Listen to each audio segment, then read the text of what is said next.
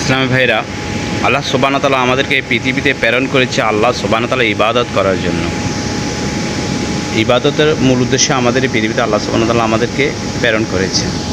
এই যে আমরা আমাদের ব্যক্তিগত প্রয়োজনে আমাদের তৃষ্ণা মেটানোর জন্য আমরা পানি পান করি। এই যে পানি, এই পানিটা আমরা যখন পান করব, এই পানিটা আমরা যদি নবীজির সুন্নাত মোতাবেক, নবীজির নির্দেশ মতো যদি আমরা পান করি, তাহলে এটা ইবাদত, আল্লাহ সুবহানাহু ওয়া তাআলার নিকট ইবাদত বলে গণ্য হবে।